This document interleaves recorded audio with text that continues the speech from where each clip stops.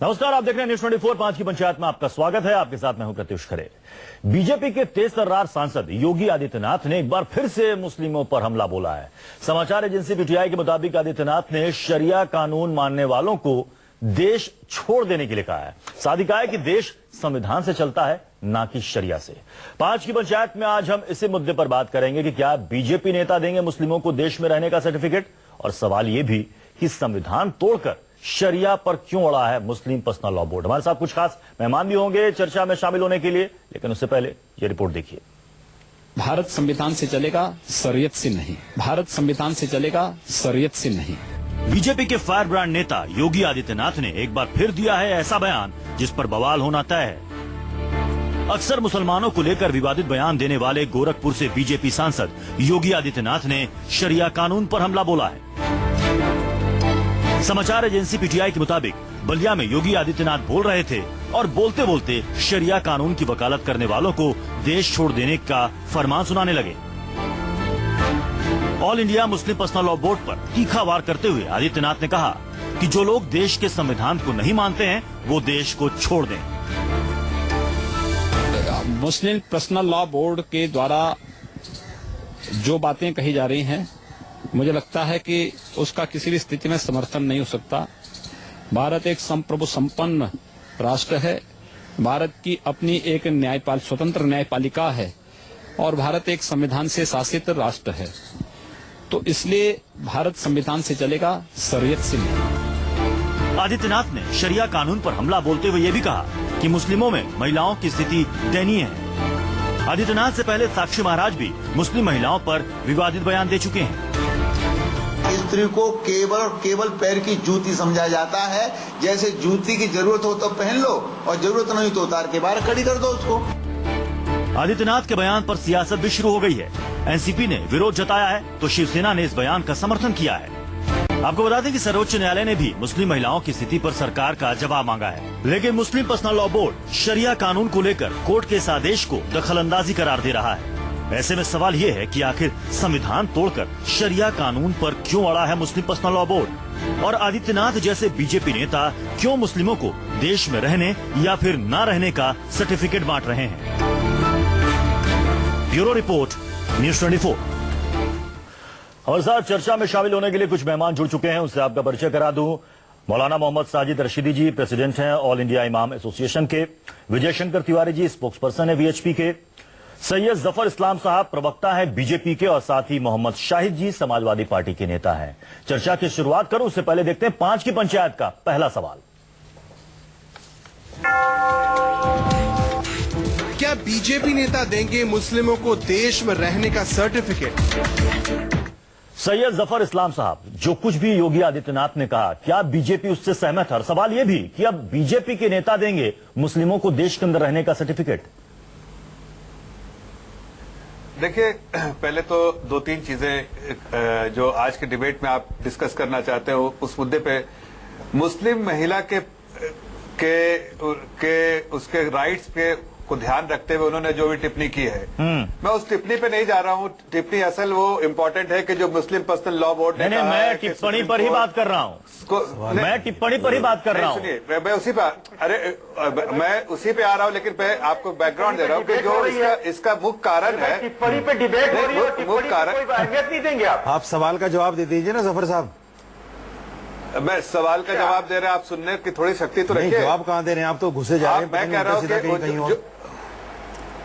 आप भी योगी आदित्यनाथ, मैंने आपसे सीधा सवाल किया कि क्या बीजेपी इससे सहमत है जो कह रहे हैं योगी आदित्यनाथ, मुसलमान भारत छोड़कर वहां चले जाएं जहां शरीयत के हिसाब से शासन चलता हो। मुस्लिम पर्सनल लॉ बोर्ड ने जो कहा है कि अरे योगी आदित्यनाथ के बयान पर जवाब दीजिए ना जफर साहब, आप भाग क्यों रहे हैं?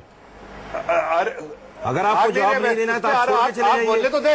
नहीं, आप पहले सुनने से आएंगे कि नहीं? नहीं, प्रश्न आप पहले सुनिए मेरे जवाब दीजिए, लेकिन देखिए सवाल से सवाल से नहीं भटक रहे आप। दोबारा सुन लीजिए, समझ में नहीं आ रहा।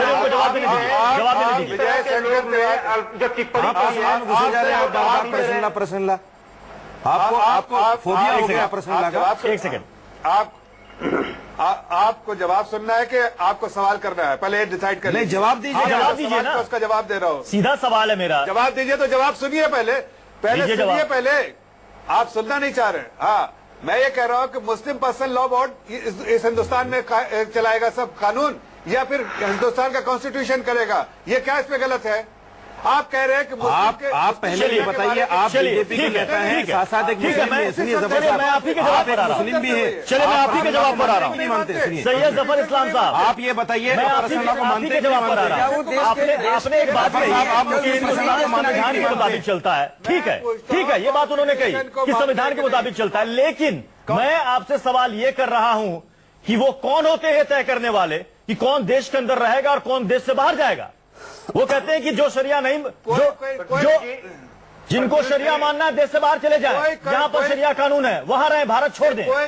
योगी आदित्यनाथ कौन होते हैं ऐसा बोलने वाले? ये कोई देश से किसी को बाहर नहीं कर सकता। तो फिर ऐसे बयान क्यों दे रहे हैं? कॉन्स्टिट्यूशन का ये कॉन्स्टिट्यूशन के बारे में जो कहा गया, कॉन्स्टिट्यूशन को मानना क्यों? कोई इनको मैं पूछता हूँ, साजिद रशीदी साहब को क्या कॉन्स्टिट्यूशन से उनको इख्तलाफ है?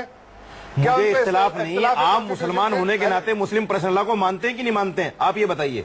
नहीं आप नहीं आप बीजेपी नहीं गलत बात भाई वो आप बीजेपी के नेता हैं, छोड़ दीजिए। आप मुस्लिम होने के नाते पर्सनल लॉ को मानते हैं कि नहीं मानते? आप मुझे जवाब दीजिए। एक मिनट, मैं जवाब बताइए। मैं जवाब देता हूँ। मैं जवाब देता हूँ। साजिद रशीदी साहब, बताइए। आपसे एक सवाल करता हूँ। नहीं, एक मिनट आप चुप रहिए, आप सवाल करने दीजिए मुझे। मैं पूछता हूँ आप इस्लाम की तालीम तो है आपके पास, आपको नॉलेज भी है, आप देखने में भी लगते हैं और माशाल्लाह से आप पढ़े हुए लिखे भी हैं। मुझे ये बताइए, आप मुस्लिम पर्सनल लॉ बोर्ड आपके लिए इंपॉर्टेंट है कि कुरान शरीफ? किस पे ज्यादा आप महत्व देंगे? अरे आपको यही पता नहीं कि कुरान ही तो मुस्लिम पर्सनल लॉ है? नहीं, कुरान ही मुस्लिम पर्सनल लॉ, आपको तो यही पता है। आप दो चीजें बना दी आपने, पर्सनल लॉ अलग कर दिया, कुरान को अलग कर दिया आपने। इसीलिए अरे पर्सनल लॉ ही तो कुरान है। आपको बता रहे को कई चीजें गलत। नहीं, कुरान ही पर्सनल लॉ है। यही तो कहना चाहता हूँ। मोहम्मद शाहिद जी, आपका नाम योगी आदित्यनाथ होना चाहिए था मेरे भाई। नहीं, आपका नाम जफर नहीं होना चाहिए, मोहम्मद शाहिद आदित्यनाथ होना जी, चाहिए। इस डिबेट को आप भी सुन रहे हैं। मैं आपसे सवाल करता हूँ। सीधा सा सवाल हमारा ये है कि आप क्या मुस्लिम बीजेपी पर्सनल के को नेता मानते हैं कि नहीं सर्टिफिकेट मानते? देंगे मुस्लिमों को कि वो देश में रहे या ना रहे? आप अच्छा, मैं पूछता हूँ। मैं आपके पास आऊंगा। मैं मानता हूँ सैयद जफर साहब, मैं आपके पास आऊंगा। मोहम्मद शाहिद जी, जवाब दें। नहीं, बिल्कुल नहीं। आप अगर आप डिबेट कर रहे हैं तो गलत सवाल। आप मुझे लगता है सोते हुए जागते हुए बैठ गए आप एकदम। सोते हुए सभी उठे को और यहाँ पर फौरन बैठ बोलने के का डिबेट मौका करें। दिया जा रहा है सर, सभी को बोलने का मौका दिया जा रहा है। मोहम्मद शाहिद जी, जवाब भारतीय दें। जनता पार्टी तय करेगी।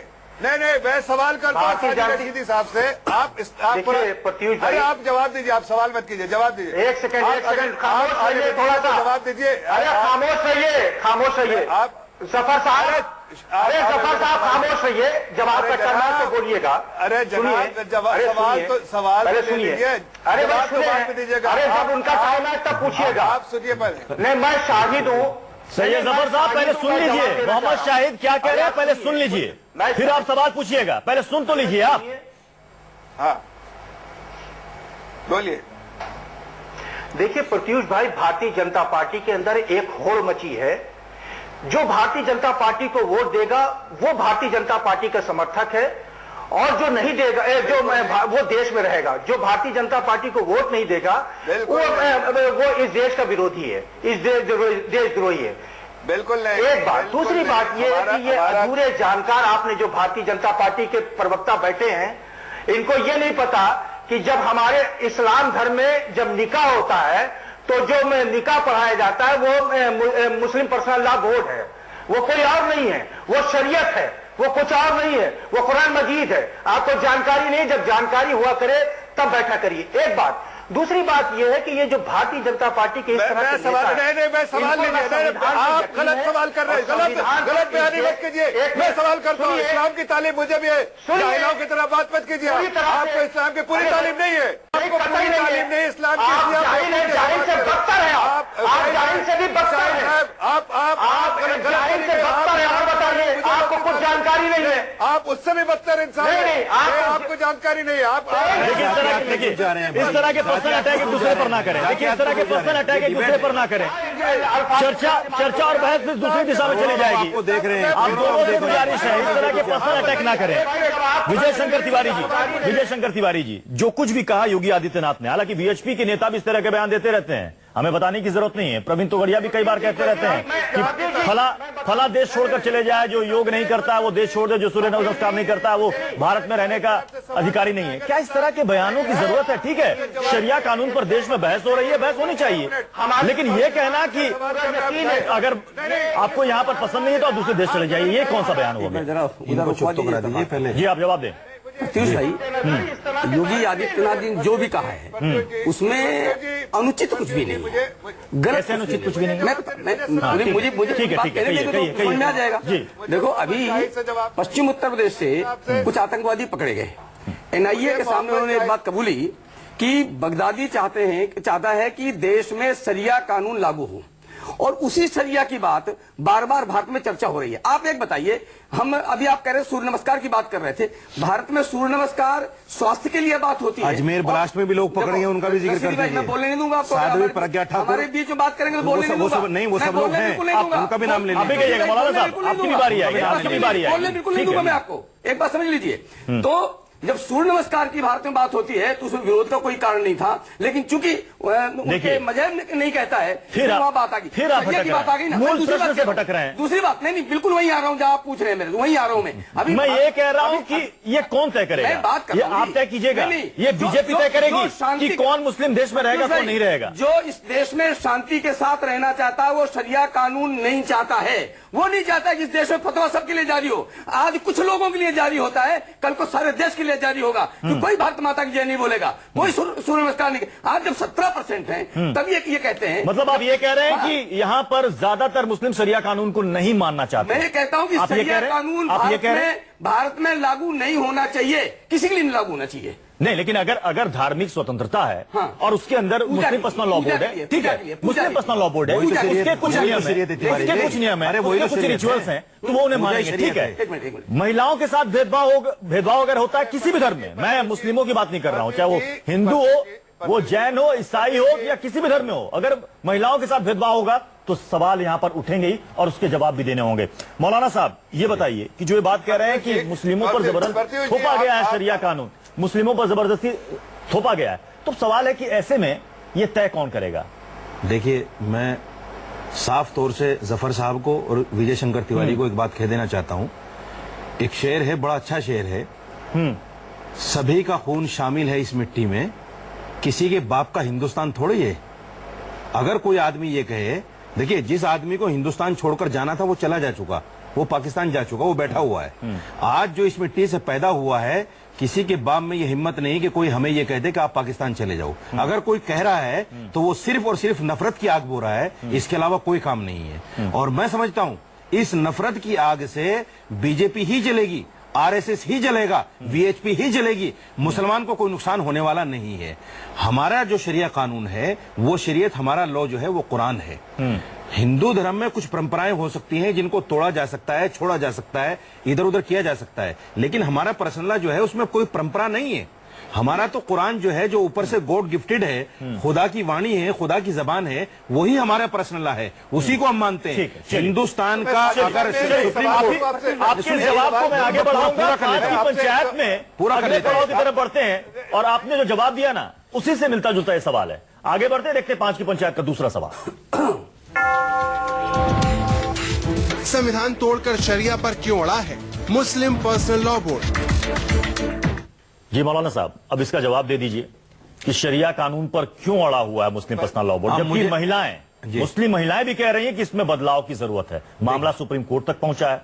अब आप लोग ये कह रहे हैं, मुस्लिम पर्सनल लॉ बोर्ड ये कह रहा है कि सरकार को इसमें सुप्रीम कोर्ट में ये कहना चाहिए कि हमारे मामलों में दखल ना दें।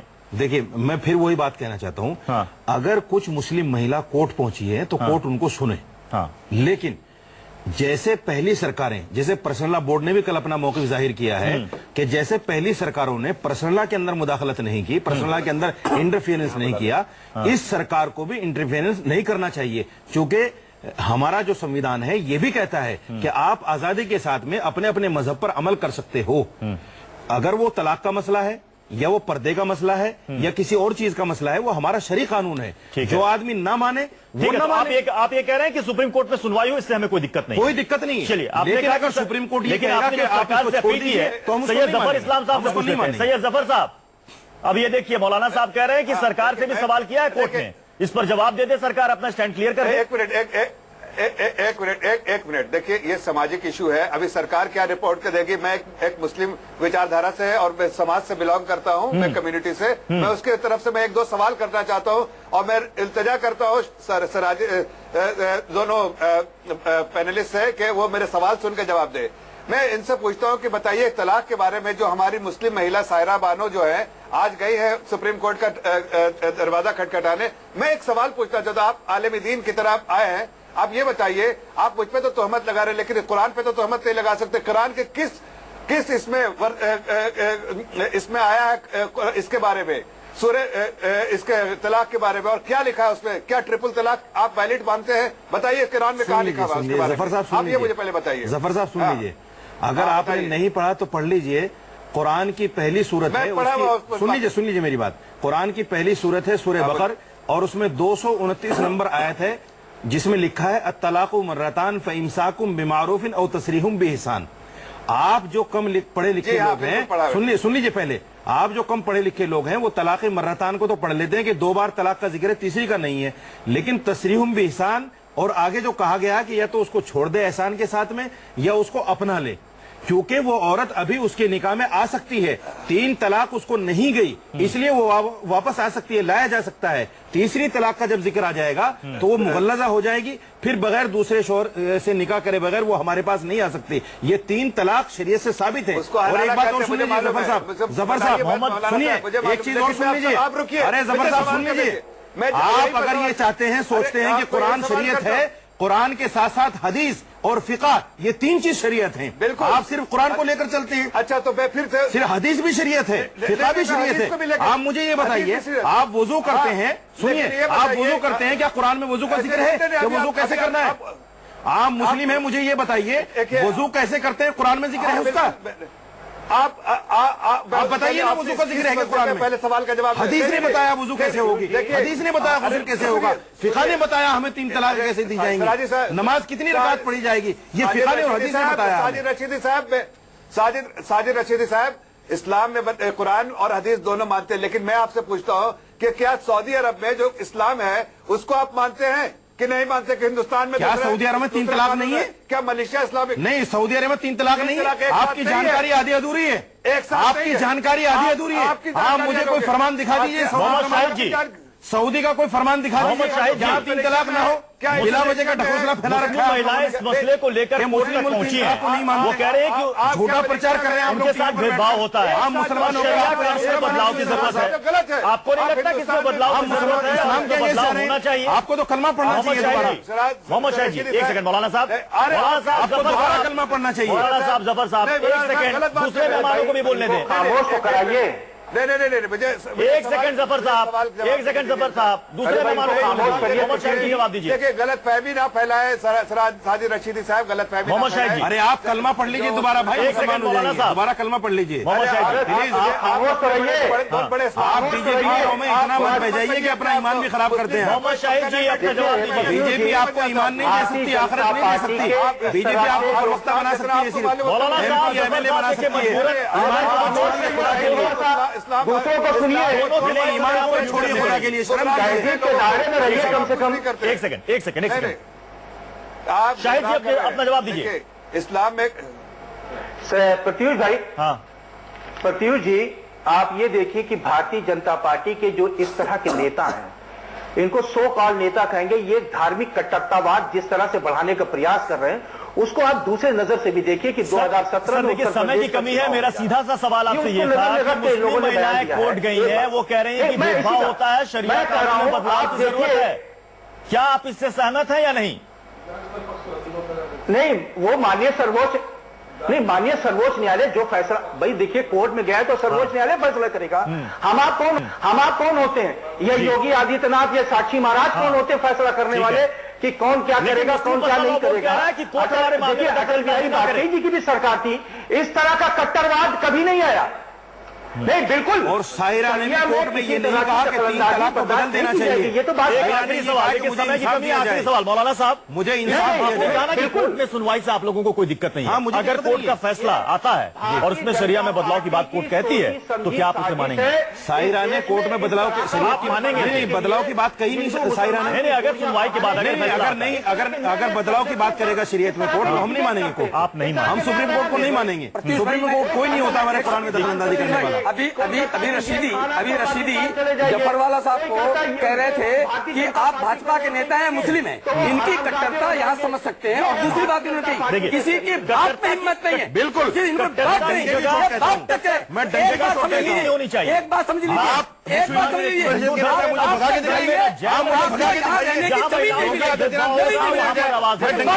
किसी के बहुत बहुत शुक्रिया हमारे साथ इस चर्चा में शामिल होने के लिए।